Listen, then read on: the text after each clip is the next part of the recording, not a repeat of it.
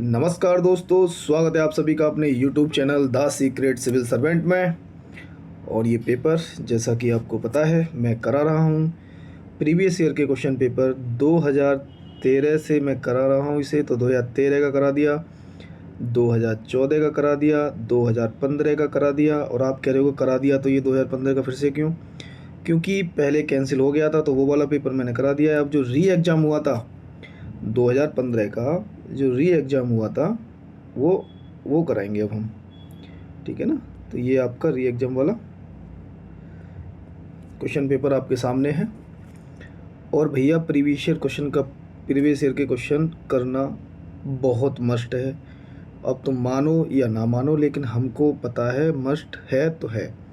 उनके चारों ऑप्शन देखना, जो है उनको देखना, जितने भी क्वेश्चन हैं उनको ठीक से देखना, सब रिवाइज होते हैं।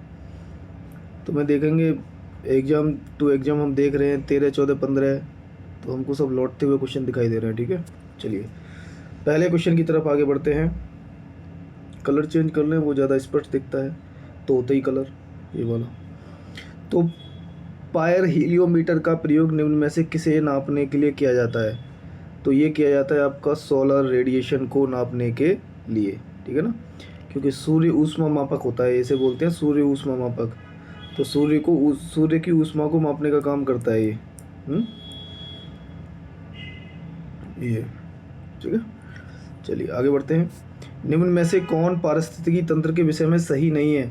जब ऐसे क्वेश्चन कर रहे हो तो पहले तो क्वेश्चन को ढंग से पढ़िएगा, है ना। नहीं और है में बड़ा अंतर हो जाता है। तो ये है कि इसका आंसर सी जाएगा। यह एक बंद तंत्र है और ये रिपीट क्वेश्चन है, आपको ये फिर मिलेगा।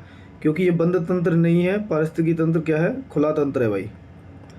इकोलॉजिकल जो इकोसिस्टम का आप क्वेश्चन पढ़ रहे हो तो ये एक खुला तंत्र है, बंद तंत्र नहीं है। और इस शब्द का प्रयोग किसने किया था? सबसे पहले A.G. टांसले ने। हमने पीछे क्वेश्चनों में इसको पढ़ा था। और ये आपको ऑप्शन में वैसे मिल जाएगा जब मिलान के लिए आ जाता है कि ये पारिस्थितिकी तंत्र अलग दे दिया, कुछ और अलग दे दिया, फिर इधर नाम दे दिए होंगे। तो ये था A.G. टांसले, ठीक है ना। चलिए, निम्न प्रजातियों में से कौन सी दांत वाली व्हेलों में विशालतम है? कौन सी? तो इसका आंसर है सी, स्पम व्हेल। ये सबसे बड़ी विशालतम व्हेल है। और ये स्पम व्हेल जो है ये आपके सब आर्कटिक और सब अंटार्कटिक जल में पाई जाती है। इसकी जो लंबाई है, जो विशालतम की बात कर रहे हो ना, तो इसकी लंबाई लगभग 16 से 20 मीटर तक होती है। तो कितनी लंबी होगी सोचो। चलिए, नहीं सोचना ज़्यादा। जब डॉक्टर किसी को कहता है कि उसे टेट्राप्लेजिया हो गया है, क्या हो गया? टेट्राप्लेजिया, तो उसका आशय होता है कि उसे पक्षाघात हो गया है। लेकिन जो पक्षाघात हुआ है वो कहाँ हुआ है? केवल दाएं हाथ, केवल बाएं, केवल दोनों पैर। टेट्राप्लेजिया मतलब टोटल प्लेजिया, टोटल मतलब दोनों हाथ दोनों पैर, ठीक। आंसर इसका ही है। निम्न में से कौन सा अर्धचालक है? और अर्धचालक पे हम पहले भी क्वेश्चन कर चुके हैं, ठीक है। तो उसमें सिलिकॉन था, लेकिन यहाँ है जर्मेनियम। तो अर्धचालक कौन सा है इनमें से चारों में से? तो जर्मेनियम, ठीक है। बासमती चावल के दाने पकाने पर लंबे हो जाते हैं, ठीक है। बासमती चावल के दाने पकाने पर लंबे हो जाते हैं क्योंकि उसके बाहुल्य, मतलब उसमें ऐसा क्या पाया जाता है कि अगर बासमती चावल को पकाया जाता है तो उसके दाने लंबे हो जाते हैं। तो एमाइलेज पाया जाता है उसमें, तो एमाइलेज के कारण उसके दाने लंबे हो जाते हैं। शरीर के अंदर लौह की कमी से उत्पन्न होने वाला रोग कौन सा है? तो रक्तहीनता। अब आप कहोगे ये अलग से क्वेश्चन पूछ लिया है भाई। अगर आपने 13, 14, 15 के प्रीवियस के क्वेश्चन पेपर देखे मेरे साथ तो आपको पता चल रहा होगा कि नहीं, टॉपिक वही है ना। टॉपिक वही है और ये हमने कर रखा है। रक्तहीनता मतलब एनीमिया। क्या? एनीमिया। जो लड़कियों को काफ़ी ज़्यादातर लड़कियां इससे शिकार देखी जाती है क्योंकि पीरियड्स के समय पे उनका जो है ब्लीडिंग बहुत हो जाती है, तो एनीमिया की शिकार होती हैं क्योंकि उसमें पाया जाता है लौह, आयरन। तो शरीर के अंदर आयरन की कमी से उत्पन्न होने वाला रोग है ये। कौन सा? रक्तहीनता, ओके। और इसमें आप जब देखते होगे कि जिसको गर्ल्स को ज़्यादा इसका एहसास होगा कि कभी कभी दम घुटने जैसी, ऐसा लगता है ना कि जैसे हमारा दम घुट रहा है क्या। उसका कारण ये होता है कि एनीमिया अगर आपको है तो आपके ब्लड में जो है हीमोग्लोबिन की कमी है। किसकी कमी है? हीमोग्लोबिन। और हीमोग्लोबिन से आप जानते हो कि हीमोग्लोबिन ऑक्सीजन को शरीर के प्रत्येक अंग में पहुंचाने का काम करता है। अगर हीमोग्लोबिन ही कम होगा तो ऑक्सीजन आपकी कोशिकाओं तक नहीं पहुंच पाएगा, और ऑक्सीजन आपकी कोशिकाओं तक नहीं पहुंच पाएगा तो आपको ऐसा लगेगा जैसे सांस नहीं आ रही है क्या। इसी का कारण होता है ये, ठीक है। चलिए, शरीर गुर्दे में पथरी निम्न में से किसकी वजह से बनती है? शरीर के जो गुर्दा है उस गुर्दे में जो पथरी बनती है वो किसके वजह से बनती है? तो कैल्शियम ऑक्जेलेट की वजह से बनती है ना, क्योंकि कैल्शियम ऑक्जेलेट एकत्र हो जाता है और एकत्र होने के कारण पथरी नामक रोग होता है। चलिए आगे बढ़ते हैं। यदि कोई मानवीय रोग विश्व के बृहद क्षेत्र में फैलता है, मतलब विश्व के ज़्यादातर क्षेत्रों में फैल जाए, तो उसको क्या नाम देते हैं? और WHO ही बोलता है इसको, WHO घोषित करता है कि क्या है अब ये, तो इसको देते हैं हम पेंडेमिक नाम। क्या देते हैं? पेंडेमिक। बाकी और नाम जो आप देख रहे हो ये अलग अलग है। जैसे ये एंडेमिक है, तो एंडेमिक क्या है? ये किसी विशेष लोगों में हो अगर, है ना, एक रोग अगर नियमित रूप से देखा जाए तो किसी विशेष लोगों में हो या फिर निश्चित क्षेत्र में पाया जाए, पूरे विश्व के किसी एक इलाके में किसी निश्चित क्षेत्र में हो, तो उसको एंडेमिक बोलते हैं। पेंडेमिक पूरे विश्व में फैल जाए। और बाकी आप देखते हो एपिडेमिक है ये, तो एपिडेमिक क्या होगा? तो एक विशेष समय पे एक समुदाय में अगर ये फैल रहा है, किसमें? एक समुदाय में अगर ये फैल रहा है संक्रामक बीमारी, तो इस घटना को एपिडेमिक कहा जाएगा, ठीक है। चलिए, निम्न में से कौन सा जल जनित रोग है? जल जनित, जल के कारण होने वाला रोग कौन सा है? जा, इसलिए भैया पानी वानी ढंग का पियो, वरना जल से होने वाली बीमारियां मैक्सिमम हैं। अगर आप सही वाटर नहीं पी रहे हो तो ज़्यादातर हमारे शरीर में जो रोग होता है वो जल से ही होता है, क्योंकि आपको मालूम है 70% शरीर का जो भार है आपका पानी ही है। निम्न में से कौन सा मृदा से संबंधित है? तो मृदा से संबंधित कौन सा है निम्न में से, बताइए? वो है आपका इडेफिक। क्या है? इडेफिक। तो इडेफिक का जो संबंध होता है वो मृदा से रहता है, ठीक है। इडेफिक कारक में आप देखोगे मिट्टी के जो है, मिट्टी के इस मृदा के बहुत एक रासायनिक जैविक गुण शामिल होते हैं, ठीक है ना। चलिए आगे बढ़े। मानव शरीर का सामान्य तापमान 98 डिग्री फ़ारेनहाइट है। जब आपको मालूम पड़ गया कि सामान्य तापमान कितना है, फ़ारेनहाइट में बता रहा है ये इतना, तो इसके बराबर सेंटीग्रेड कितना होता है? आप कहते हैं कि बॉडी का टेम्परेचर हमेशा बोलते हैं कि सेंटीग्रेड में 37 डिग्री सेंटीग्रेड होता है, तो इसका आंसर क्या होगा? नज़दीकी आपको दिखाई दे रहा था ये, लेकिन वैसे भी अगर निकालना हो, अगर ये कुछ अलग दे दे तब कैसे बताओगे? तो C/5 = F-32 मतलब 32/9, ये फॉर्मूला है, इसको यहाँ रख लो, है ना, तो आपका आंसर निकल जाएगा। सेल्सियस में बदलना हो तो भी और फ़ारेनहाइट में बदलना हो तो भी, ठीक है।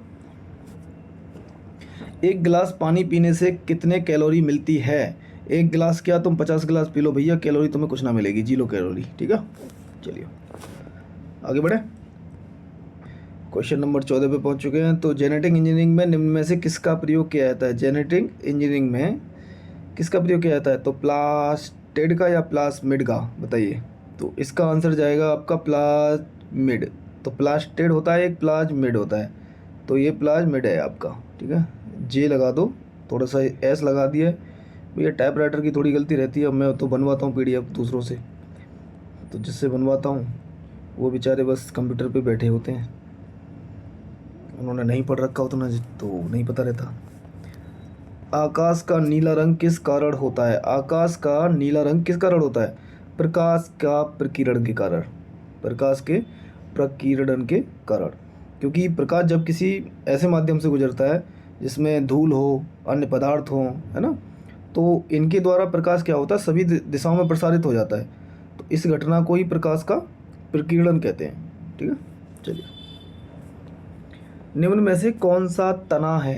ये होता है ना कि जड़ कौन सा है, तना कौन सा है, साइंस में क्वेश्चन ये रिपीटेशन में आते हैं। तो इनमें से कौन सा तना है? तो खूब खाया होगा भैया चाय में डाल करके, हाँ, खूब चाय में डाल के खाया होगा अदरक, तो अदरक तना है, ठीक है, भूमिगत तना बोलते हैं इसे। फिर आ गया रिपीटेड क्वेश्चन, लो ऐसा है कि कुछ अफलातून कर रहे हैं क्या? बॉक्साइट अयस्क किसका है? एल्युमिनियम का। कितनी बार क्वेश्चन पूछा हुआ है ये। कांसा मिश्रित धातु है किसकी? इसके तो मैं सारे बता दूंगा, जितने भी मिश्रित धातु पूछता है एक ट्रिक बना रखी है इसकी। फिलहाल इस आंसर की ट्रिक मैं बता देता हूँ, बाकी बाद में सब जो भी ट्रिक बना रखी है वो सब बताई जाएगी। जैसे मैं कहता हूँ कौन सा तट,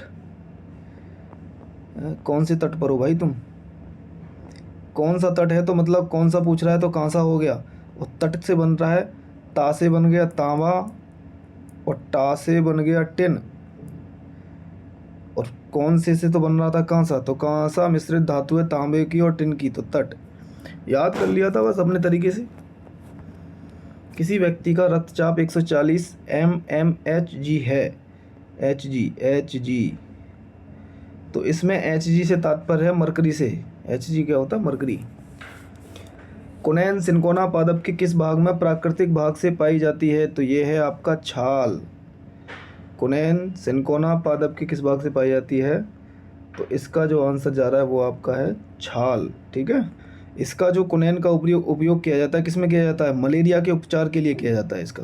ठीक है ना। चलिए, लौंग है, लौंग क्या है? मैं लौंग वे में इलायची, भैया गाना भी है इस पे तो है, तो बताइए लौंग क्या है?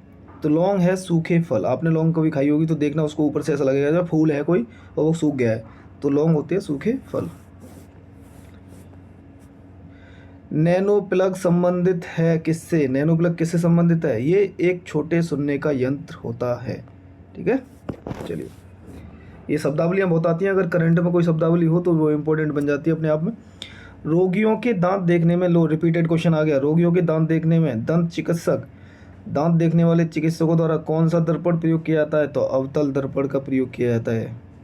ठीक है, अच्छा, अवतल दर्पण का प्रयोग किया जाता है तो अवतल दर्पण कैसा होता है? कैसा मतलब कैसा भाई? तो ये होता है अभिसारी दर्पण, और अभिसारी दर्पणों की एक क्वालिटी ये होती है कि जो अनंत से आने वाली किरणें होती हैं ये इनको सिकोड़ता है ना। और ऐसा नहीं है कि सिर्फ इसका दंत चिकित्सक ही यूज करते हैं अवतल दर्पण का, ये आप देखोगे कि गाड़ी की जो हेडलाइट लगी होती है ना उसमें भी इस्तेमाल होता है। गाड़ी की हेडलाइट में होता है, सर्च लाइट में होता है, सोलर कुकर में होता है, आँख कान नाक के जो डॉक्टर होते हैं उनके द्वारा जो इस्तेमाल होता है वो भी अवतल दर्पण होता है। ठीक है, और उत्तल दर्पण आपने देखा था कि जब हम गाड़ी चलाते हैं तो बैक वाला जो रहता है, जो शीशा लगे होते हैं साइड में, साइड मिरर होते हैं, तो वो होते हैं उत्तल दर्पण।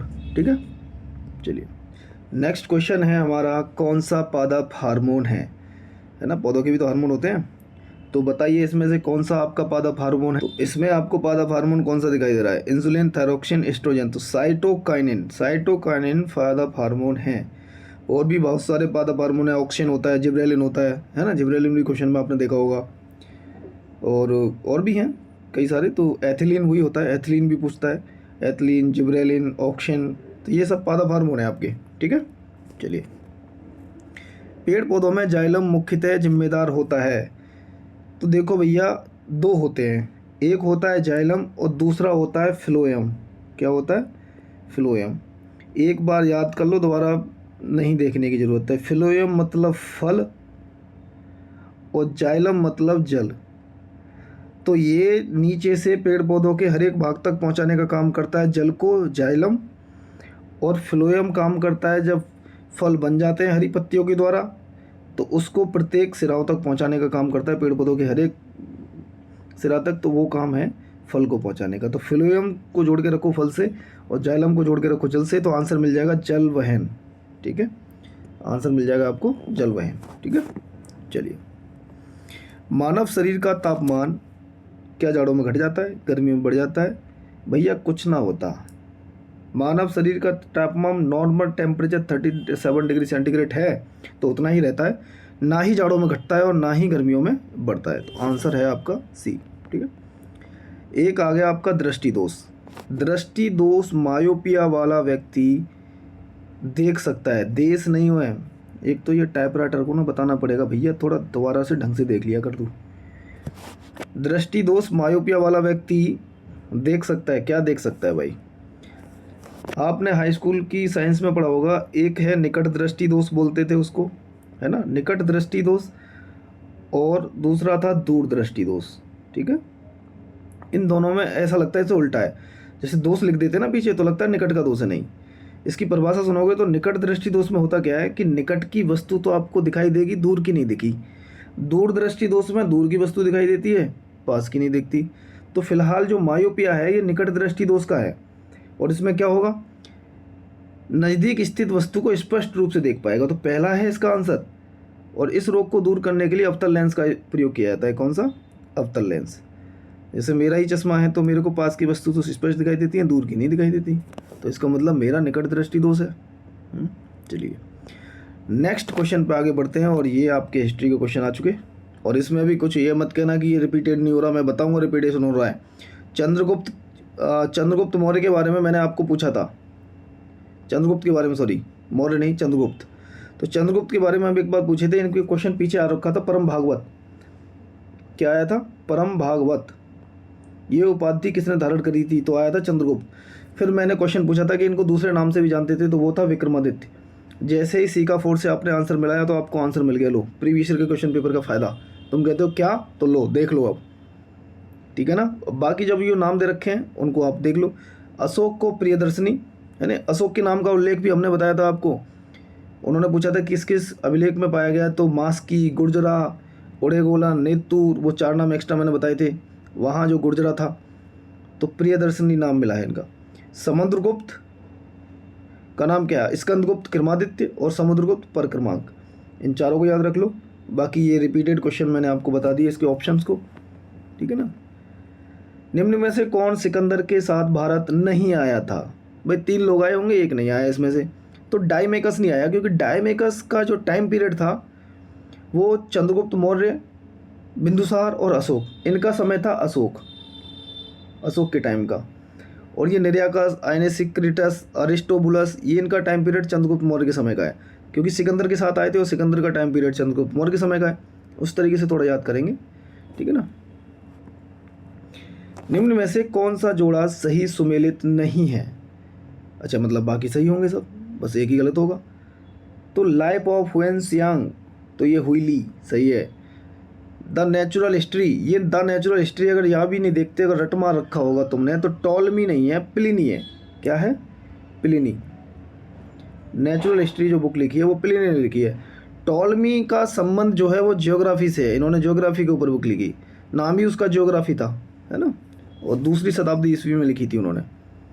ईसा की 1ली शताब्दी में नेचुरल हिस्ट्री लिखी गई थी। बाकी और बुकें हैं वो सही हैं। हिस्टोरियल फिलिपिकल, पाइम्पेस्ट्रोगस, द हिस्ट्री हेरोडोटस, ये इंपॉर्टेंट है, ये आपको देखने को मिल जाएगी आगे आने वाले क्वेश्चनों में, ठीक है। चलिए, सर्ग, प्रतिसर्ग, वंश, मनवंतर और वंशानुचरित, ये किसके संकेतक हैं? तो ये हैं पुराणों के संकेतक। किसके संकेतक हैं? ये आपके पुराणों के संकेतक हैं, ठीक है ना। और ये अमरकोश एक ग्रंथ है, और अमरकोश में प्राणों के 5 विषय बताए गए थे, जिसमें सर्ग बताया, प्रतिसर्ग बताया, वंश बताया, मनवंतर बताया, वंशानुचरित बताया। इनकी अलग अलग अपना नाम है, परिभाषा है। सर्ग का मतलब है जगत की सृष्टि, तो प्रतिसर्ग का हो जाएगा कि जगत नष्ट हो जाए और जगत की पुनः सृष्टि हो, तो प्रतिसर्ग है। और वंश आप जानते ही हो कि इसमें ऋषि और देवताओं की वंशावली थी। मनवंतर का मतलब है महायुग, और वंशानुचरित नाम से ही दिखाई दे रहा है, प्राचीन राजकुलों का इतिहास। चलिए आगे बढ़ते हैं। निम्न में से किस राज्य के सप्तांग सिद्धांत के अनुसार राज्य का 7वां अंग है? अब देखो, ऐसा तो आप याद कर लोगे, आपको ऑप्शन आ जाएगा तो आप लगा दोगे उसको कि सप्तांग सिद्धांत में आपको नाम सारे पता होंगे। बट जब ये क्रोनोलॉजी पूछ ले, क्रोनोलॉजी, जब वो क्रोनोलॉजी पूछ ले, क्रम से पूछ ले, तब आप कैसे बताओगे? बताओ, क्योंकि सप्तांग सिद्धांत के 4 पार्ट हैं, ये चारों ही ऑप्शन आपके सप्तांग सिद्धांत के हैं, लेकिन क्रम से बताना है तो आप याद कर लीजिए। मैंने इसको ऐसे याद कर रखा था, सारा बक मुझे दुर्ग के बारे में। अब दुर्ग है टीला, तो ये था कि सारा दुर्ग बक मुझे, सारा दुर्ग बक मुझे। अब जैसे भी याद करना होता कर लो भैया, हमें याद हो गया था इस तरीके से, क्योंकि बार बार भूलते थे, गड़बड़ होता था तो सातों के साथ हो गए थे। अब तुम कहोगे कैसे? सा मतलब स्वामित्व, स्वामी हो गया। ए से आपका क्या हो गया बताइए? अमात्य। और आर से हो गया राष्ट्र। तो स्वामी, अमात्य, राष्ट्र, ये क्रम है, पहले नंबर पे, 2 नंबर पे, तीसरे नंबर पे। चौथे पे दुर्ग टीला 4 नंबर। बक का मतलब बल और का मतलब कोस, तो 5 और 6। और 7वें पे है आपका मित्र, तो आपका सी ऑप्शन यहाँ सही हो जाएगा। ठीक है ना। चलिए, तो यहाँ आंसर आपको दे भी दिया है इतना। ऋग्वैदिक काल के प्रारंभ में निम्न में से किसे महत्वपूर्ण मूल्यवान संपत्ति समझा जाता था। और ऋग्वैदिक काल में गाय की पूजा होती थी, तो गाय को महत्वपूर्ण संपत्ति समझा जाता था। ठीक है। निम्न में से किस किले का निर्माण अकबर के राज्यकाल में नहीं कराया गया था।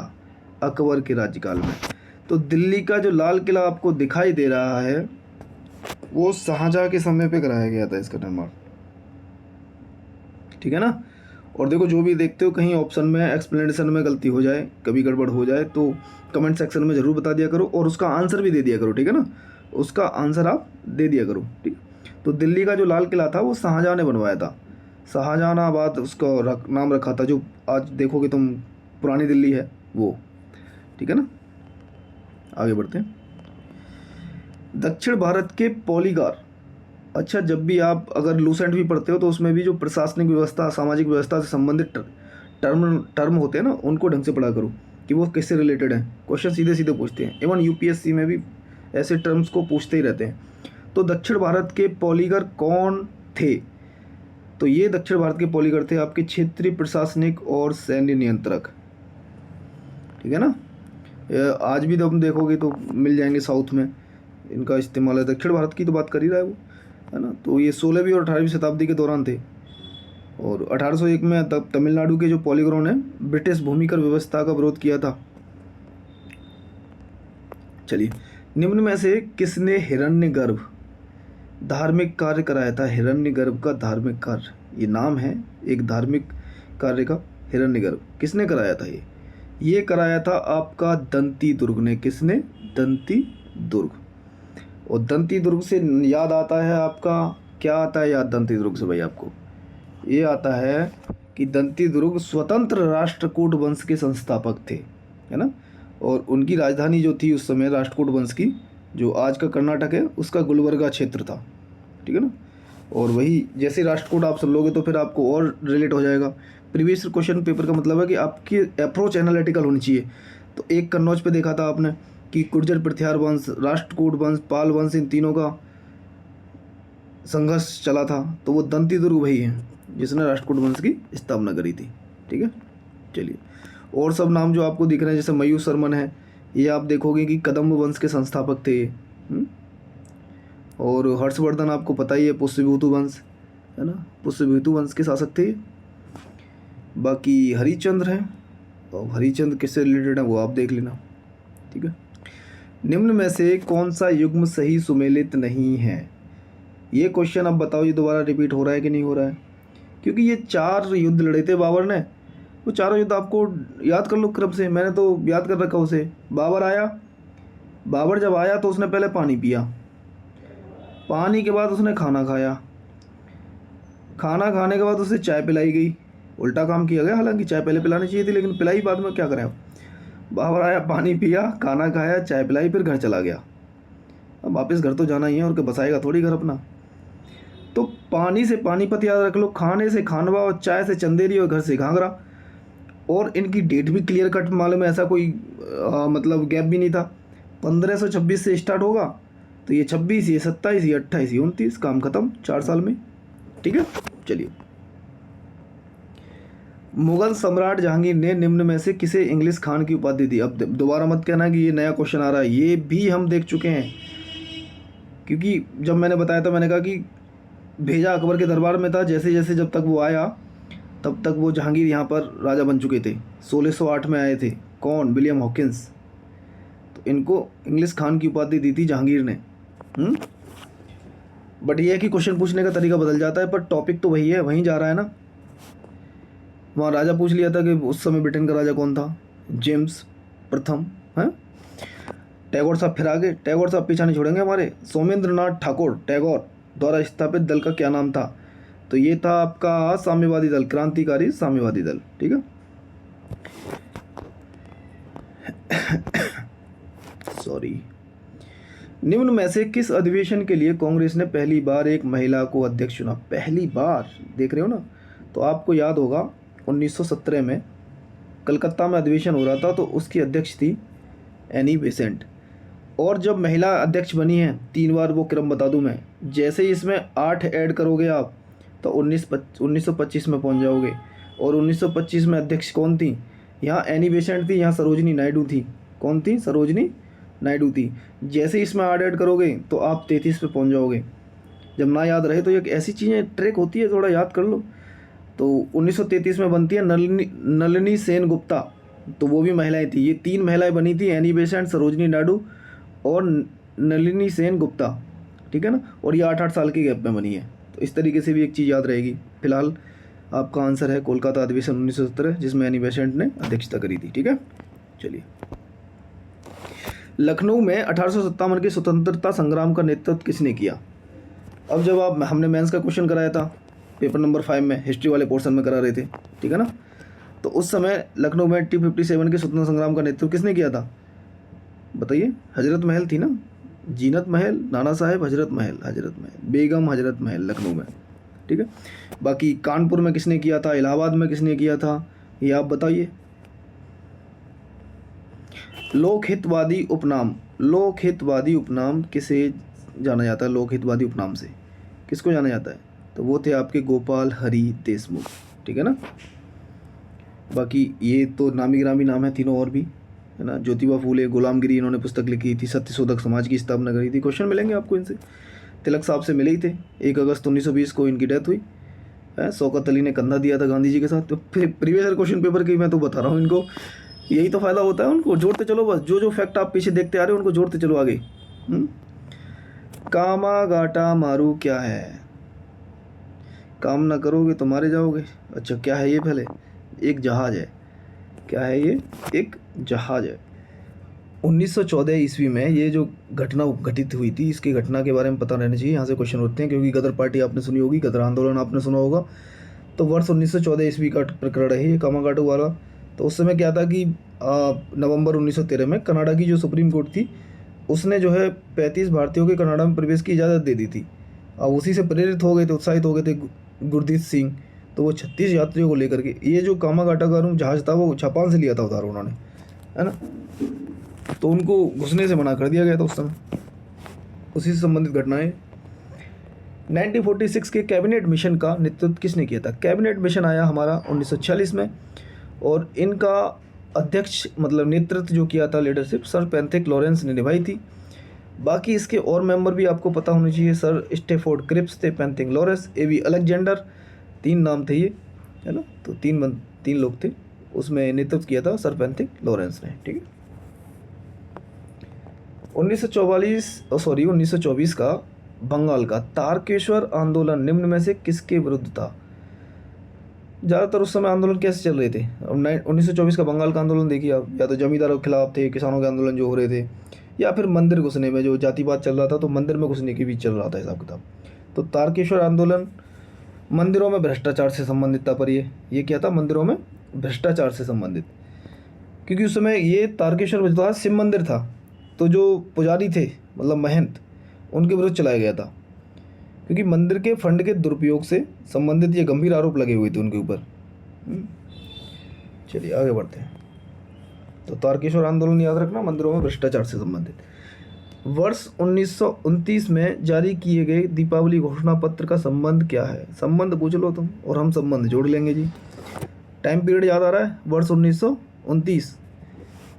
तो 1928 याद आ रहा होगा, इससे पहले नेहरू रिपोर्ट, लॉर्ड इरविन आएंगे, है ना, उनसे समझौता करेंगे हम 1931 में।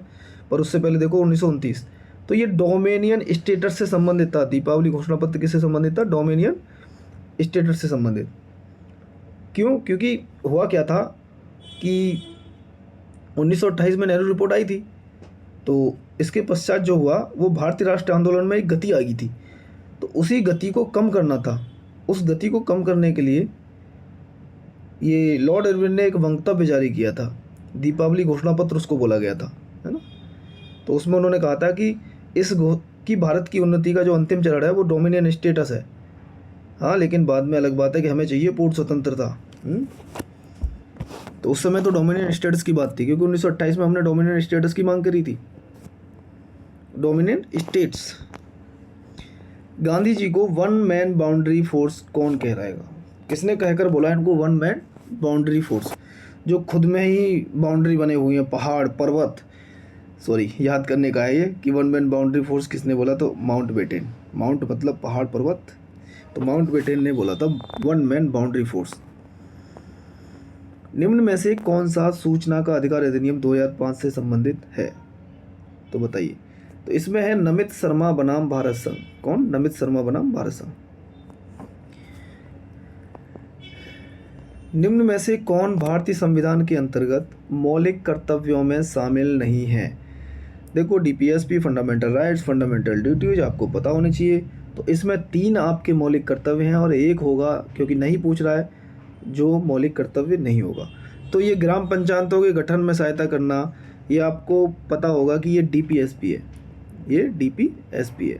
इसमें भी आर्टिकल 40 में आपको पता है कि ग्राम पंचायतों के गठन का उपबंध किया गया है आर्टिकल। तो ये फंडामेंटल ड्यूटीज तो नहीं है, तो इसका आंसर होगा आपका सी।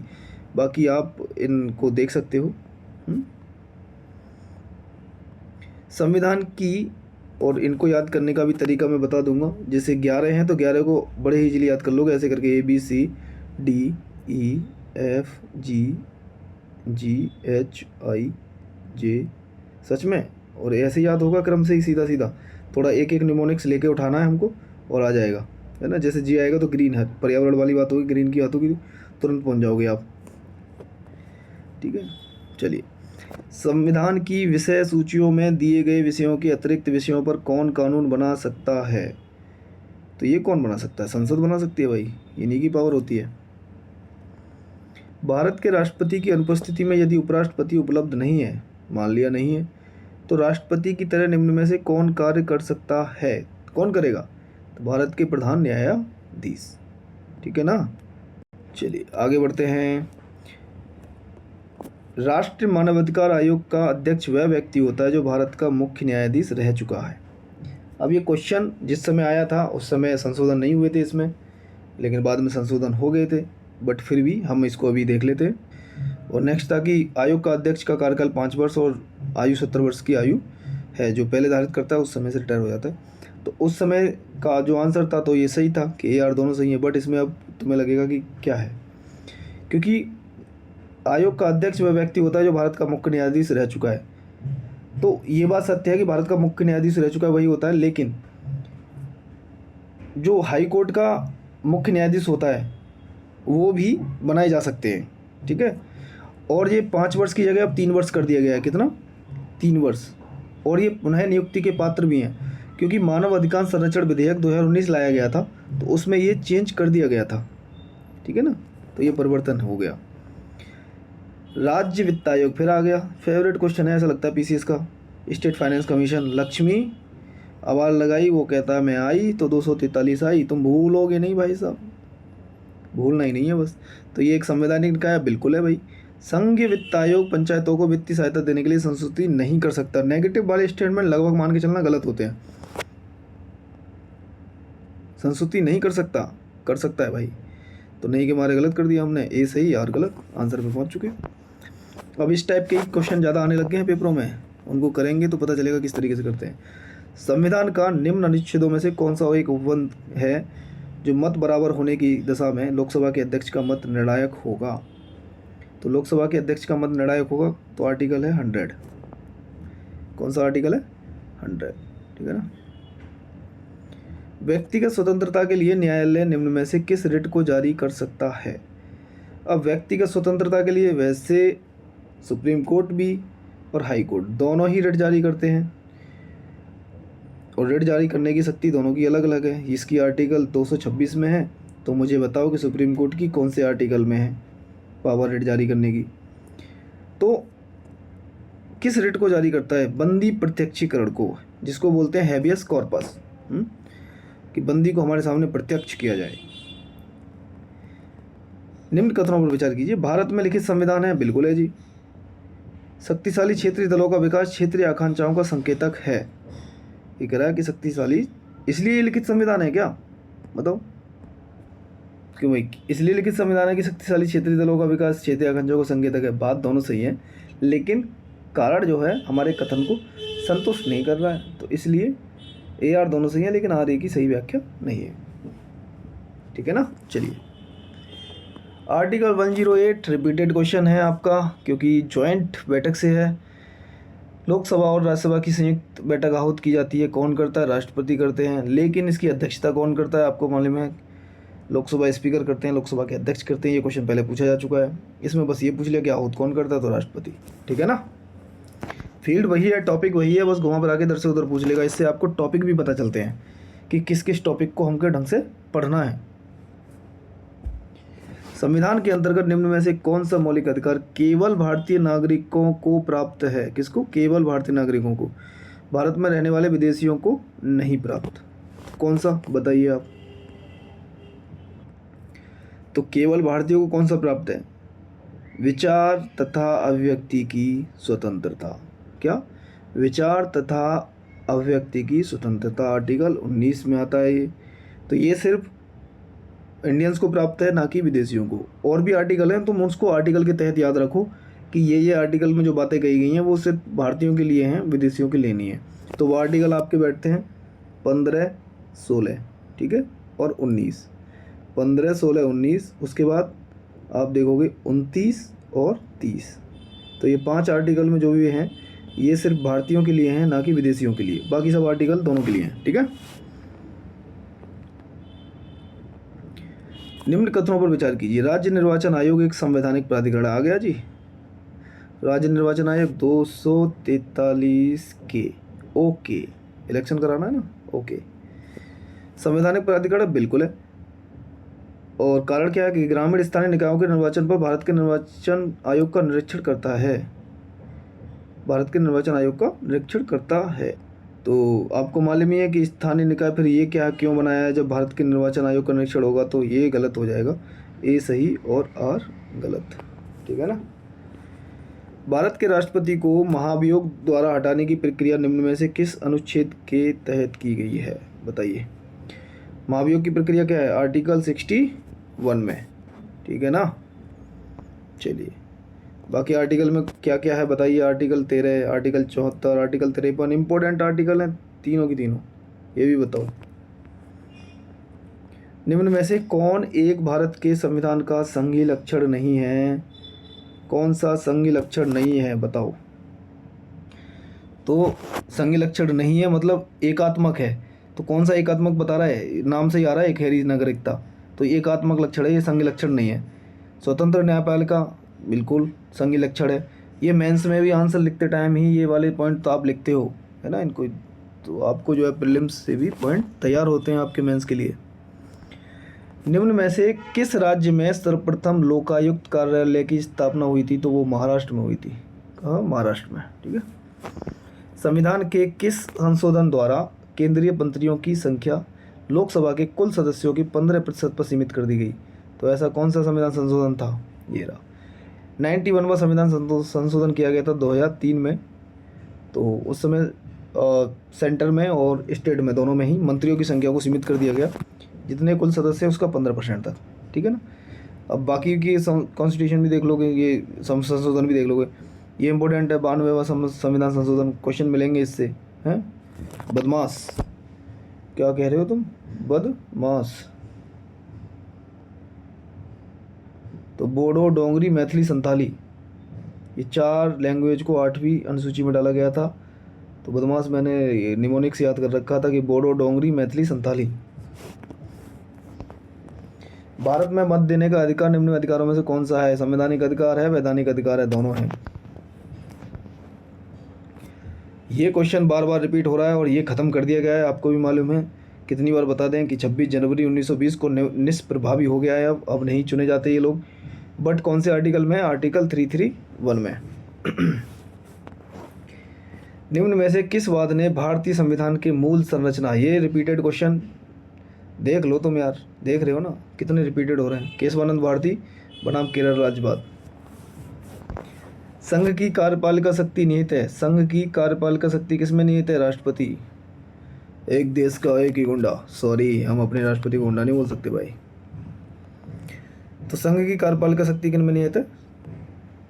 राष्ट्रपति में। संसद में शून्यकाल का समय क्या होता है? संसद में 0 आवर में मचा दो तूफान, अफलातून बन जाओ, वो टाइम है दोपहर 12 बजे से 1 बजे तक का। ठीक है। निम्न में कौन भारत के राष्ट्रपति के निर्वाचन हेतु गण में सम्मिलित नहीं है? मतलब कौन सम्मिलित नहीं है? आपको मालूम है भारत के राष्ट्रपति के निर्वाचन का निर्वाचक मंडल आर्टिकल 54 में ये जिक्र किया गया है ना। तो कौन कौन शामिल हैं? लोकसभा के निर्वाचक सदस्य शामिल हैं, राज्यसभा के निर्वाचक सदस्य शामिल हैं, राज्यों की विधानसभाओं के निर्वाचित सदस्य शामिल हैं, राज्यों की विधान परिषदों के नहीं हैं। ठीक है ना। तो यही गलत है। भारतीय संसद में शामिल है। भारतीय संसद 3 लोगों से मिलकर के बनती है। किस किस से बनती है भारतीय संसद? आपकी संसद बनती है राष्ट्रपति, लोकसभा और राज्यसभा, लोकसभा, राज्यसभा और राष्ट्रपति। तो ये गलत सिंगल फॉर्म में, और ये तीनों से मिलकर बनती है। निम्न में से कौन अब भारत में तेल की कीमतों का निर्धारण करता है? तो आंसर इसका जा रहा था तेल की कंपनियां। इकोनॉमी का क्वेश्चन है। अणु शक्ति विद्युत निगम। इन क्वेश्चनों से आपको एक बात है कि जब आप करंट अफेयर्स पढ़ेंगे या न्यूज़पेपर पढ़ते हो तो आपकी इंसाइट जनरेट हो जाती है कि आपको कैसे ध्यान देना है उस पर। अणु शक्ति विद्युत निगम लिमिटेड एक संयुक्त उपक्रम है किस किस का? तो भारतीय परमाणु ऊर्जा निगम, एक तो इसने दे दिया। दूसरा कौन सा है भाई? तो वो है आपका एनटीपीसी। क्या है? एनटीपीसी। ये दोनों का संयुक्त उपक्रम है अणु शक्ति विद्युत निगम लिमिटेड। ठीक है। चलिए, निम्न में कौन फसलों के न्यूनतम समर्थन मूल्य निर्धारण हेतु संस्तुति करता है? CACP। कौन करता है? CACP।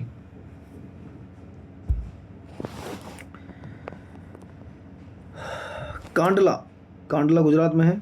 तो निम्न में से किसके लिए प्रसिद्ध है? तो ये निर्यात प्रसंस्करण क्षेत्र के लिए। किसके लिए? निर्यात प्रसंस्करण क्षेत्र के लिए। निम्न में से किसके लिए उद्यमी हेल्पलाइन स्थापित की गई है? तो निम्न में से उद्यमी हेल्पलाइन किसके लिए स्थापित की गई है? अब ये करंट का क्वेश्चन आप कह सकते हो, इस टाइप के क्वेश्चन आते हैं। हालांकि ये है कि ये रिपीटेड क्वेश्चन होने का चांस बहुत ही। इसका आंसर आपका जाएगा MSME उपक्रमों के लिए। किसके लिए? MSME उपक्रम। ठीक है। तो इसके लिए नेक्स्ट क्वेश्चन देख लेते हैं। आर्थिक विकास के लिए बहुआयामी उपागम की आवश्यकता होती है। मान लिया बहुआयामी उपागम की आवश्यकता होती है क्योंकि वर्तमान भारत सरकार मुख्यतः सूक्ष्म आर्थिक विषयों पर ध्यान केंद्रित कर रही है। क्या ये बात सत्य है?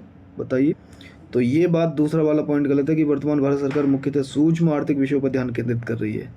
माइक्रो या मैक्रो? ठीक है, पहला ऑप्शन सही है। तो ए सही और गलत। ठीक है ना।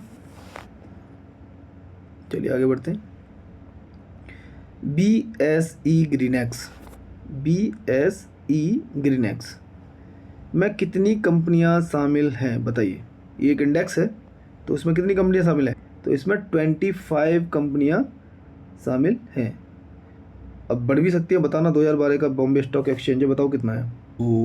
तो इसको मैं जब देख रहा था मैंने देखा कि इसमें 30 कंपनियां। तो ऑप्शन अगर आएगा तो देखा जाएगा। तो आप देख के बताना इसको कि अब BSE ग्रीनएक्स में कितनी कंपनियां टोटल शामिल है, क्योंकि पहले 20 थी, फिर बढ़ करके 25 हुई, तो 25 के बाद शायद 30 हो गई हैं, है ना। बताना।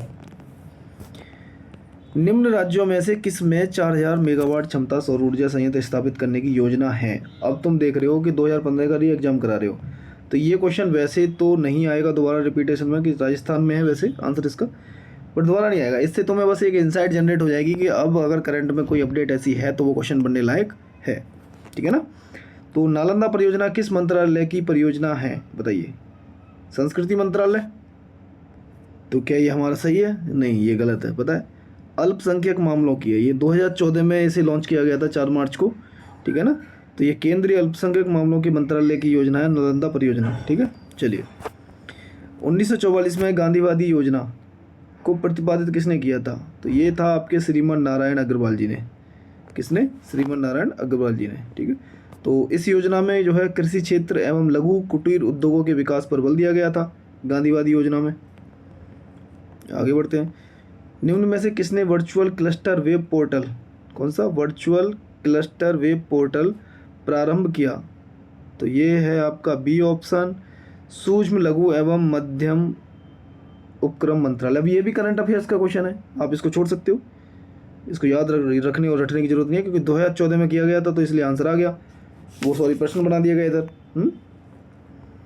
चलिए, WTO, IMF, सार्क और IDA ये क्या काम करते हैं, किसके लिए करते हैं, कैसे करते हैं, वो मिलाना है आपको और मिल जाएगा। वर्ल्ड ट्रेड ऑर्गेनाइजेशन है, IMF है, ये तो भुगतान संतुलन के काम करता है। ये क्वेश्चन सीधा सीधा पूछ लिया गया था, अगर मैं इससे मिला दूँ वन से, कि भुगतान संतुलन में असंतुलन को ठीक करने के लिए वित्त प्रदान करता है। तो IMF UPSC में फेवरेट क्वेश्चन है, UPSC में ये।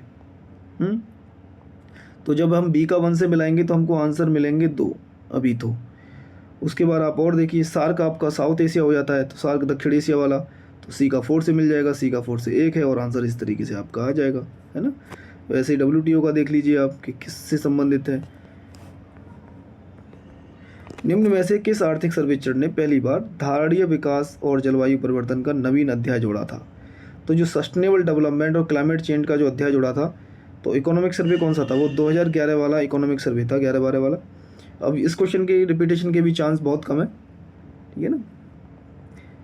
चलो, पर इनसे इंसाइट जनरेट होती है कि आप करंट अफेयर्स पढ़ो तो किस तरीके से ध्यान देना है उस पर, ठीक है। निम्न में से कौन जल लवणता प्रवणता को दर्शाता है? जल लवणता प्रवणता हेलोक्लाइन, बाकी थर्मोक्लाइन, पाइकोक्लाइन, केमिक्लाइन, ये सब याद करो आप, ठीक है ना। तो फिलहाल यह जल लवणता प्रवणता को दर्शाने का काम कौन करता है? हेलोक्लाइन। हमारे उपग्रह में मृदु जल की सर्वाधिक मात्रा, मीठे जल की सर्वाधिक मात्रा कहाँ मिलेगी? तो वो आपकी कहाँ है? हिम नदियों में, हिम टोपियों में, जो है ना, ऊपर अंटार्कटिका, नीचे आर्कटिक, ऊपर अंटार्कटिका, ऐसा ही है क्या कि नीचे अंटार्कटिका ऊपर आर्कटिक?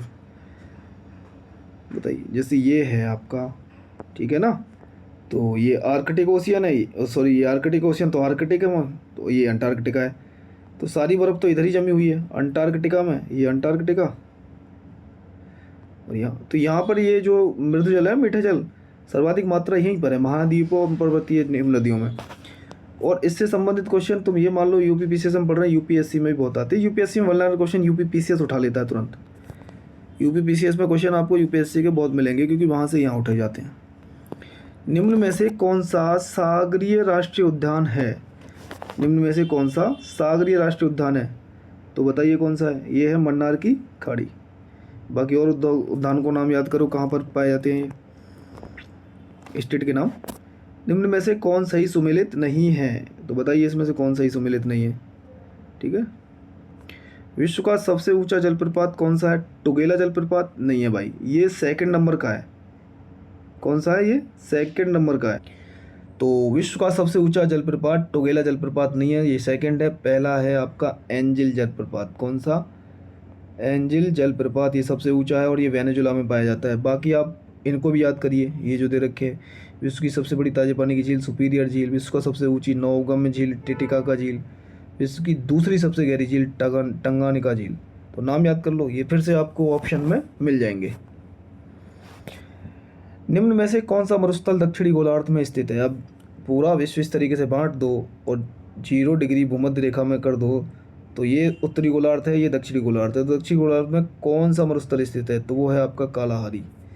कालाहारी मरुस्थल में आपकी बुशमैन जनजाति भी पाई जाती है। कौन सी? बुशमैन। और कालाहारी मरुस्थल किससे घिरा हुआ है? बोस्ना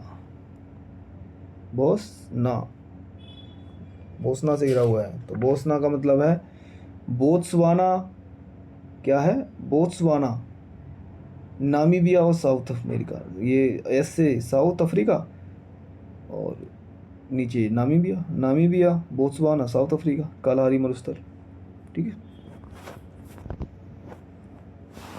निम्न युगों में से कौन सही सुमेलित नहीं है? तो कौन सही सुमेलित नहीं है ये बताना है आपको। याद कर लेना, रट लेना इन क्वेश्चनों को, रिपीटेशन में आपको मिलते हैं, सीधे सीधे मिलेंगे। और जैसे मोटर कार है, तो मोटर कार ऑटोमोबाइल है, मतलब ऑटोमोबाइल जापान नगोया एकदम सही है। कागज़ ओंटारियो सही है। जैसे होम्स मैंने याद कराया था, आपको बताया था होम्स।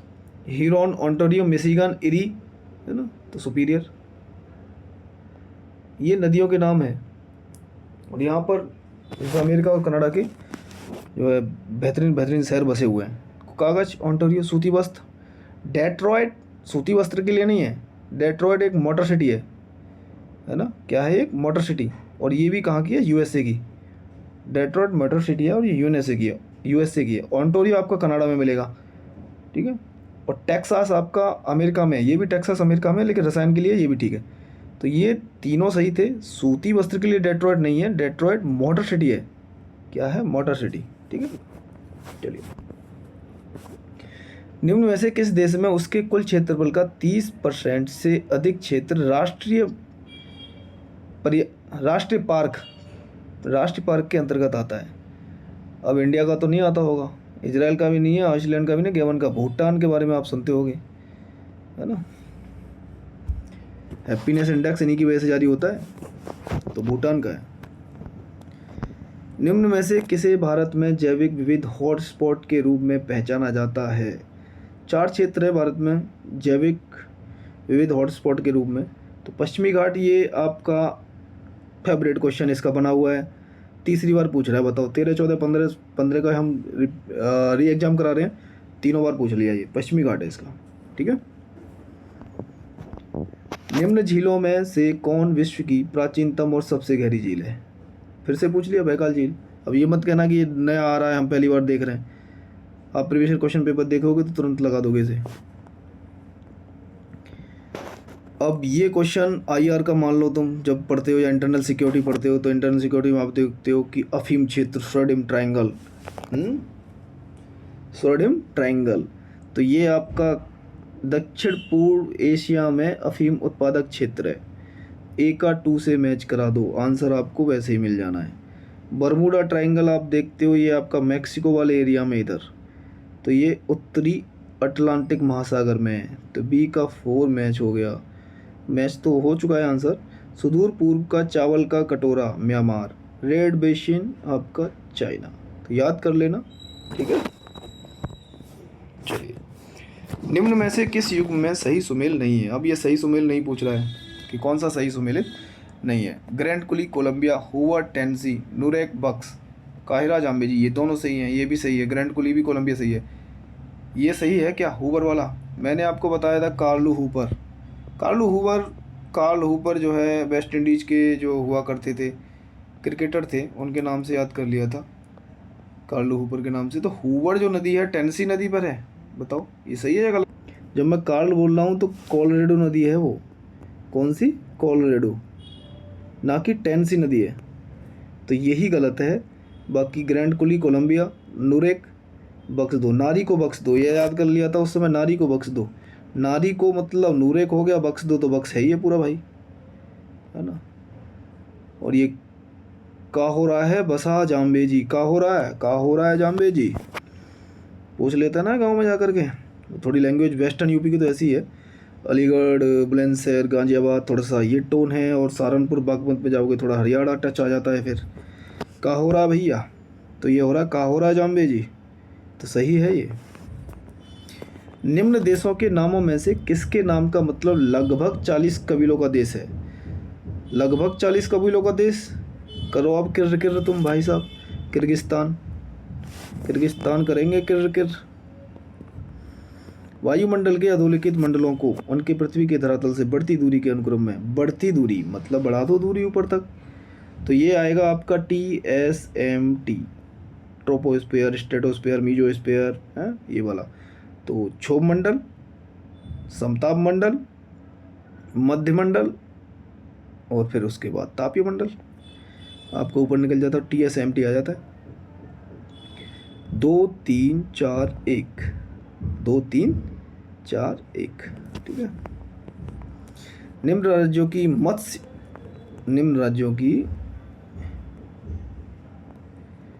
मत्स्य उत्पादन के सही अवरोही क्रम को बताइए। तो सबसे अधिक आंध्र प्रदेश, उसके बाद आपका जो है कहाँ आता है फिर? गुजरात, केरल, तमिलनाडु। और ये याद कर लेना, क्योंकि अभी भी ये 2014 का डाटा था, लेकिन मैंने सर्च करा 2024 में भी सेम रैंकिंग है, सेम रैंकिंग 2024 में भी है, तो यही है, ठीक है ना। चलिए, अब नीचे जनजातियाँ दे रखी हैं और उनके स्टेट के नाम। और ये आपने बताओ, बिरहोर जनजाति पीछे आपने देखी कि नहीं प्रीवियस क्वेश्चन पेपर में? अगर आपने बिरहोर देखी तो आपने झारखंड से जैसे ही मिला दिया तो C का 4 मिल गया। C का 4 मिलते ही आंसर आ गया कि नहीं आ गया? प्रीवियस ईयर के क्वेश्चन पेपर इसलिए ज़रूरी हैं। पीछे ये हम करके आ चुके हैं, टोडा भी करा था, टोडा तमिलनाडु। लो और कन्फर्मेशन ले लो आप, एक का 3 से मिला करके, ज़्यादा ही चैन नहीं बढ़ रहा हो। गारो खासी जयंती आप पढ़ते हो नॉर्थ ईस्ट की जनजातियों को, तो मेघालय वैसे ही मिल जाएगा, है ना। और लेप्चा सिक्किम, याद कर लो चारों की चारों को। प्रीवियस ईयर के क्वेश्चन पेपर में जितने भी ऑप्शन है वो आपको पता होने चाहिए। निम्न में से किस युग में सही सुमेल नहीं है? तो ये मणिकर्णिका, मैं गया था इसमें, नहाए भी थे यहाँ। जल स्रोत है, गर्म जल स्रोत, ये गर्म जल स्रोत के ही नाम दे रखे हैं चारों। तो मणिकर्ण हिमाचल प्रदेश में है, ज्वालामुखी ये भी हिमाचल प्रदेश में है, ये एचपी में नहीं है, तो यही गलत है। अनहोनी मध्य प्रदेश में है, तप्त पानी उड़ीसा में है। जब आप मेंस के आंसर करोगे और जियोग्राफी में क्वेश्चन लिखोगे गर्म जल स्रोतों के बारे में, तो आप मैप बनाओगे इंडिया का, हैं, तो उसमें ये आप दिखाओगे, ठीक है ना, ये आप दिखा दोगे बाई मैपिंग। तो अगर आपको याद तो रहे ना मणिकर्ण कहाँ है, ज्वालामुखी, अनहोनी, तप्त पानी। दूध गंगा नदी निम्न में से किस में अवस्थित है? तो जम्मू कश्मीर में। डायलॉग नहीं याद तो मैं, दूध मांगोगे तो खीर देंगे, कश्मीर मांगोगे तो चीर देंगे। दूध गंगा आ जाए तो जम्मू कश्मीर आ जाएगी, ठीक है। बचपन के डायलॉग हैं, याद थे, सनी देओल के कदर के। निम्न में से कौन सा ध्वस्त नगर नहीं है? ये घोस्ट टाउन बोलते हैं इसको, जो प्राकृतिक और मानव जनित आपदाओं से प्रभावित रहा है ना। तो कुलधारा भी है, धनुषकोटी भी है, लखपत है, चरखरी नहीं है बस, है ना। और मांडू भी है, कौन सा? मांडू है, हम्पी है, हम्पी कर्नाटक में है ना, मांडू, ये घोस्ट टाउन है। कौन से घोस्ट टाउन है ये आप याद रख लो, हम्पी, मांडू, कुलधारा, धनुषकोटी, लखपत, चरखरी नहीं है, इसे काट दो, यही आंसर है आपका। और भारत की निम्न झीलों में से कौन सा जम्मू कश्मीर में अवस्थित है? भाई जम्मू कश्मीर में अवस्थित झील तो आपको पता होनी चाहिए, सामने से हमारे से काउंटर क्वेश्चन हो गया। काहे पता होना चाहिए भाई, हमें का अचार डालना है? हाँ भैया अचार ही डालना है, अचार झील है, लो अचार झील है, जम्मू कश्मीर में अवस्थित है अचार झील। बाकी आपको इनके नाम भी पता होना चाहिए, फुलझड़ झील, कोलेरू झील, हमीर सागर झील, ये कहाँ स्थित है पता होना चाहिए ना। कोलेरू झील जैसे आंध्र प्रदेश में स्थित है आपकी, हमीर सागर झील आपकी गुजरात में स्थित है। चलिए अब झीलों के नाम आ गए और उनकी अवस्थिति आ गई कहाँ पर है। सूरजकुंड हरियाणा, रूपकुंड उत्तराखंड, अष्टाईमुड़ी केरल और पुलिकट तमिलनाडु। चारों को याद कर लो, मिला दो आंसर, ठीक है। भारत की निम्न मिट्टियों में से कौन बेसाल्ट लावा के उपक्षय के कारण बनती है? अब बताओ, ये बेसाल्ट लावा का हम जो है एक्सप्लेनेशन कर रहे थे, तो नहीं पढ़ा था हमने इसको? कौन सी मिट्टी बनती है? रेगुलर मिट्टी, काली मिट्टी, चिकनी मिट्टी, यही है क्या? यही है। चलिए आगे बढ़े। निम्न नहरों में से किस में दामोदर नदी से निकाला गया है? मतलब दामोदर नदी से कौन सी नहर निकाली गई है? भाई देखो, सरहिंद नहर तो सतलज नदी से निकाली गई है, बेस्ट दोआब भी सतलज नदी से निकाली गई, तो आंसर इसका तो होगा नहीं। एडन नहर निकाली गई है किससे? एडन नहर निकाली गई है दामोदर नदी से, तो दामोदर नदी से कौन सी निकली है? एडन नहर। चलिए, निम्न में से कौन भारत में सबसे बड़ी मशीनीकृत खान है? भारत में सबसे बड़ी मशीनीकृत खान कौन सी है बताइए इसमें से? तो इसका आंसर कौन सा होगा? बेलाडीला खान। कौन सी है? बेलाडीला खान। अगर आंसर कोई भी गलत अगर बताया गया होगा तो उसको कमेंट सेक्शन में ज़रूर बताना, ठीक है। निम्न में से किस राज्य में टिन अयस्क का प्रमुख भंडार है? कौन से राज्य में टिन अयस्क का प्रमुख भंडार है बताइए? छत्तीसगढ़, पश्चिम बंगाल, जम्मू कश्मीर, असम। आंसर बताना इसका, क्या आंसर है? छत्तीसगढ़ है, क्या है बताओ आंसर इसका। निम्न में से किससे जलवायु परिवर्तन का क्रायोजेनिक संकेतक प्राप्त होता है? जलवायु परिवर्तन का अगर आपको क्रायोजेनिक संकेतक प्राप्त करना हो तो किससे प्राप्त होता है? वो होता है आपका आई स्कोर से। किससे? आई स्कोर से, ठीक है। निम्न कालों में किससे प्राय लघु हिमकाल कहा गया? किसे लघु हिमकाल किसे कहा गया है? तो 1650 ईस्वी से 1870 ईस्वी। रट लो सीधा सीधा, वरना आप चारों ऑप्शन में देखोगे तो आप सोचोगे किस में कितना समय है। इसमें 100 है, इसमें जो है और 950 से 1250 तक 300 है, इसमें 220 ही जा रहा है, तो आप सबसे छोटा इसे मान लोगे लघु हिमकाल नहीं, पर रट लेना सीधा सीधा यही आएगा। भारत में गिद्धों की कमी का अत्यधिक प्रमुख कारण क्या है? ये क्वेश्चन पूछता ही रहता है ना। तो जानवरों को जो दर्द निवारक दवा दी जाती थी उसकी वजह से गिद्धों की कमी हुई। चलिए, डिक्लोफेनिक दवा का नाम बताओ, कौन सी दवा दी जाती थी जिसके कारण गिद्धों की प्रजाति ही खत्म हो गई। निम्न में से कहाँ आर्सेनिक द्वारा जल प्रदूषण सर्वाधिक है? तो पश्चिम बंगाल में है। सिगरेट के धुएं में मुख्य प्रदूषक क्या है? सिगरेट के धुएं में मुख्य प्रदूषक कार्बन मोनोऑक्साइड और बेंजीन है। बेंजीन के कारण कैंसर जैसे काम होते हैं। मोनोऑक्साइड आपको मालूम ही है, कार्बन मोनोऑक्साइड।